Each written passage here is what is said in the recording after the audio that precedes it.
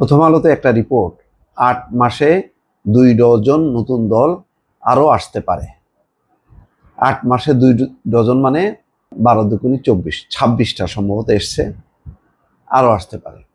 আচ্ছা, মানে যে কোনো নাগরিককে যদি প্রশ্ন করা হয় যে এই যে ২ ডজন দল আসলো, তার মধ্যে নাম বলেন তো, আমার ধারণা কোনো রকম হয়তো কেউ কেউ এনসিপির নাম বলতে পারবে, আর কোনোটার নাম সঠিকভাবে উচ্চারণ করতে পারবে না। আমি নিজেও পারবো না।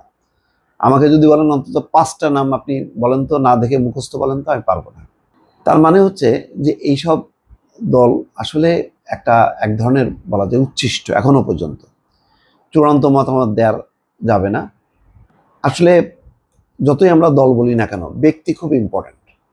যেমন দেখেন, কালকে একটা রাজনৈতিক দল হলো জনতা পার্টি বাংলাদেশ।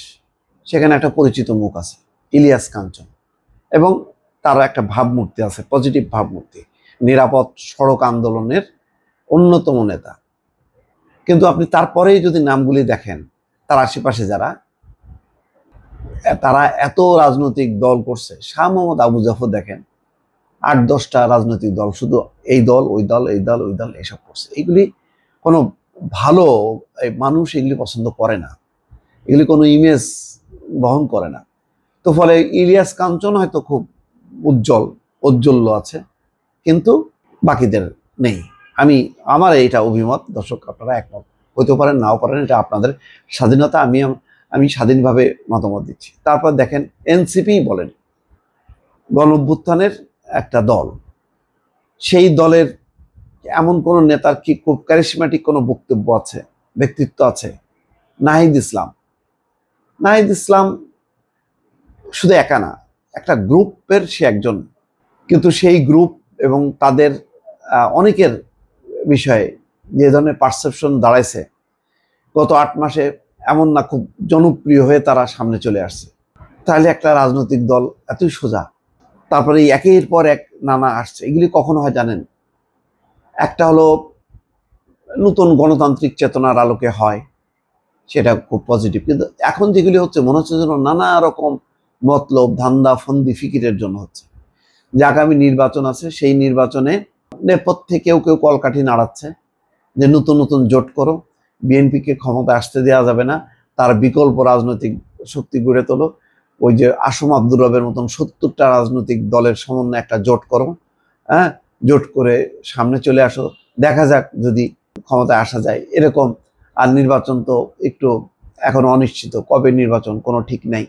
এইরকম যখনই কি অনিশ্চিত পরিবেশ হয়, তখন দেখবেন না যে ওই 11-এর সময় একটা অনিশ্চিত রাজনৈতিক পরিবেশ, কিন্তু ঠিকই ফেরদৌস আহমেদ কুরেশির নেতৃত্বে একটা দল ধুম করে মাঠে নেমে পড়লো। কিন্তু সেইটা কি দাঁড়াইতে পারলো না। কারণ ওই ফেরদৌস আহমেদ কুরেশি সহ তাদের সাথে যে সমস্ত যারা ছিল, সব বিতর্কিত। মানুষ বুঝলো যে এটা একটা মতলববাজি, ধান্দাবাজি। 11 সরকার ক্ষমতায় থেকে যেতে চায়, এই কারণে তারা এই রাজনৈতিক দলকে মদত দিচ্ছে। এখনো যে নতুন রাজনৈতিক দলগুলো, এগুলি মানুষ বিভ্রান্ত। এগুলি কি আসলে কি কোনো জায়গা থেকে মদত পাইতেছে নাকি পাইতেছে না? এইরকম নানা রকম কিন্তু আলোচনা আছে। গত বছর আগস্ট থেকে ডিসেম্বর, এই 5 মাসে 11টি দল আত্মপ্রকাশ করে। প্রথমে আসছে কি নিউক্লিয়াস পার্টি অফ বাংলাদেশ, এনপিবি প্রথম আসছে। তারপরে কি আসলো, ঢাকা বিশ্ববিদ্যালয় লিডারশিপ ডেভেলপমেন্ট সোসাইটির উপদেষ্টা সিদ্দিক হোসেন এবং এসএমডি জিদানের যৌথ উদ্যোগে এটা হয়েছে। তারপরে 8ই সেপ্টেম্বর হয়েছে জাতীয়তাবাদী গণতান্ত্রিক পার্টি, 19শে সেপ্টেম্বর হয়েছে ওয়ার্ল্ড মুসলিম কমিউনিটি, 20শে সেপ্টেম্বর সমতা পার্টি, 23শে সেপ্টেম্বর বাংলাদেশ জনপ্রিয় পার্টি, 27শে সেপ্টেম্বর সার্বভৌমত্ব আন্দোলন, 11ই নভেম্বর বাংলাদেশ সংস্কারবাদী পার্টি, তারপরে 16ই নভেম্বর বাংলাদেশের মুক্তির ডাক 71। আচ্ছা, 28শে নভেম্বর বাংলাদেশ জাগ্রত পার্টি, 30শে নভেম্বর বাংলাদেশ গণতান্ত্রিক পার্টি, 19শে ডিসেম্বর জাতীয় বিপ্লবী পরিষদে প্রকাশ ঘটে। চলতি বছরে 4 মাস শেষ হওয়ার আগেই আরো 12টি রাজনৈতিক দল এসছে। এর মধ্যে 28শে জানুয়ারি একদিনই 2টি দলের আবির্ভাব ঘটে। এই দুটি হলো আম জনতার দল, আর একটা হচ্ছে বাংলাদেশ গণতান্ত্রিক শক্তি। এর আগে 4ঠা জানুয়ারি আত্মপ্রকাশ করে দেশ জনতা পার্টি। ফেব্রুয়ারিতে আত্মপ্রকাশ করে 3টি দল, বাংলাদেশ সোশ্যাল ডেমোক্রেটিক পার্টি, আর একটা হচ্ছে বাংলাদেশ জন অধিকার পার্টি এবং জাতীয় নাগরিক পার্টি। তারপরে 11 এপ্রিল গণতান্ত্রিক নাগরিক শক্তি, 13 এপ্রিল ভাসানী জনশক্তি পার্টি, 17 এপ্রিল বাংলাদেশ আম জনতা পার্টি, মানে রফিকুল আমিনের তারপরে হচ্ছে আম জনতা পার্টি। মানে এত জনপ্রিয় রফিকুল আমিন ডেস্টিনির যে তার নামে মানে আতে রফিকুল আমিন, তারপরে আম জনতা পার্টি। এবং গতকাল জনতা পার্টি বাংলাদেশ প্রকাশ্যে আসে। আজ শনিবার আরেকটা দলের নাম ঘোষণা হবে। তো এইগুলি মানে হয় কি, রাজনীতির প্রতি বীতশ্রদ্ধা মানুষের এমনিতেই আছে, এটাকে এই সমস্ত ঘটনাগুলো আরো ত্বরান্বিত করে। এগুলি মানুষকে আশাবাদী করে না। এমন কোনো, দেখেন বাংলাদেশের কি এমন কোনো আদর্শিক ক্ষেত্রে কোনো ঘাটতি আছে? জাতীয়তাবাদী ধারার যদি বলেন, সবচেয়ে বড় হলো বিএনপি। আচ্ছা, স্বাধীনতা মুক্তিযুদ্ধ যদি বলেন তাহলে আছে আওয়ামী লীগ। যদি বাম রাজনীতির ধারা আছে, সিপিবি আছে, বাসদ আছে।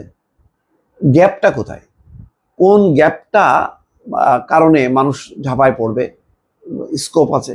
জাতীয়তাবাদী ধারার আছে, জাতীয়তাবাদী দল আছে, তারপরে হলো জাতীয় পার্টি আছে এরশাদের। কোথায়? গ্যাপ তো নাই।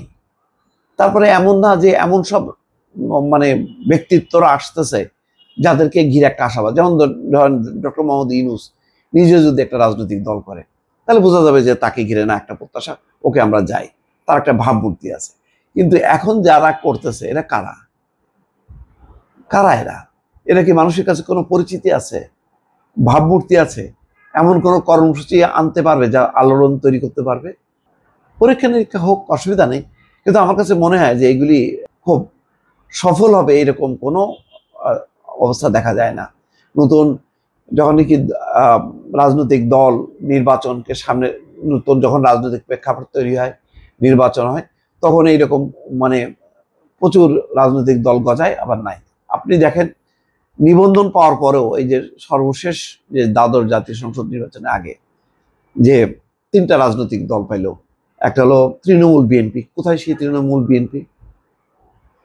তারপরে আচ্ছা, আপনাদের মনে আছে কল্যাণ পার্টি, সেই ইব্রাহিমের, জেনারেল ইব্রাহিমের, ওটা কোথায় এখন?